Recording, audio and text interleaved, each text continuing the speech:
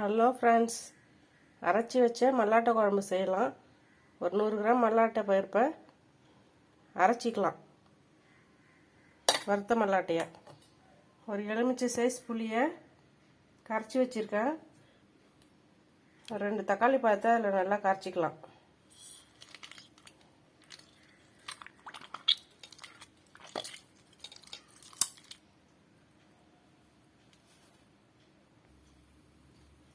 தக்காளி நல்லா கரைச்சாச்சு.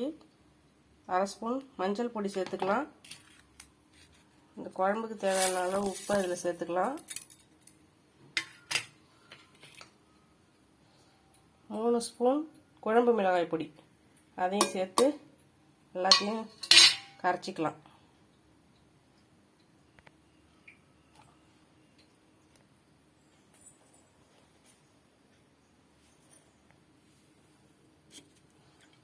மல்லாட்டை அரைச்சி இதில் கலந்துட்டு நல்லா கரைச்சி விட்டுக்கலாம்.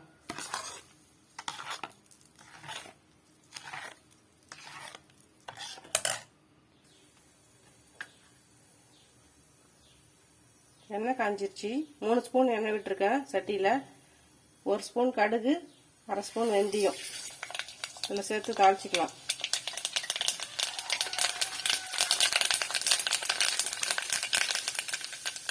தாளிப்பு வடம் கொஞ்சோண்டு சேர்த்துக்கலாம்.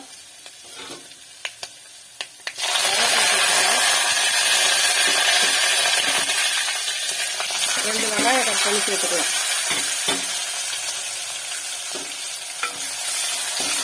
இதை நல்லா வதக்கிக்கலாம்.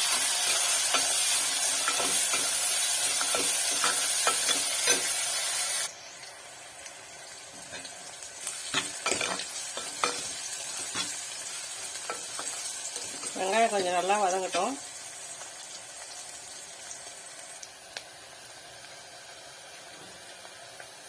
வெங்காயம் வதங்கிடுச்சு.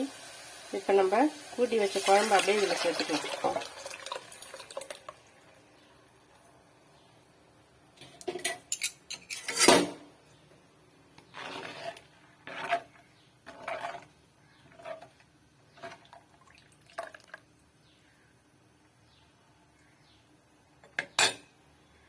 குழம்பு நல்லா கொதிக்கட்டும்.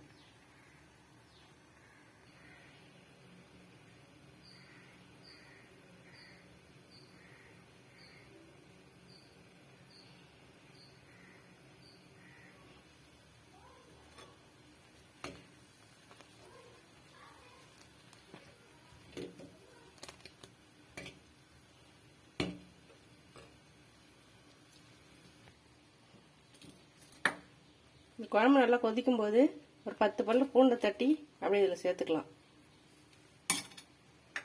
நல்லா வாசமாக இருக்கும் இந்த குழம்பு கொதிக்கும் போது.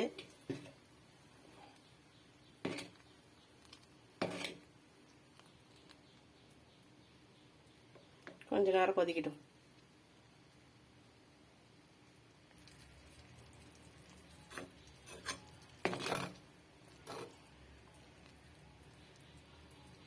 குழம்பு நல்லா கொதிச்சிடுச்சு. கொஞ்சம் மல்லித்தழை தூவிக்கலாம்.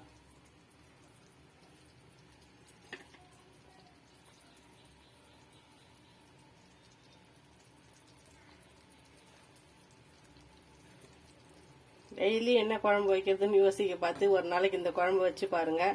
காய்கறி இல்லாத நேரத்துலையும் இந்த மாதிரி குழம்பு வைக்கலாம். அப்புறம் அடிக்கடி இந்த குழம்பு வச்சு சாப்பிட தோணும். அவ்வளோ டேஸ்டாக இருக்கும் இந்த குழம்பு. ரெடி ஆயிடுச்சு குழம்பு. அரைச்சி வச்ச மல்லாட்டை குழம்பு.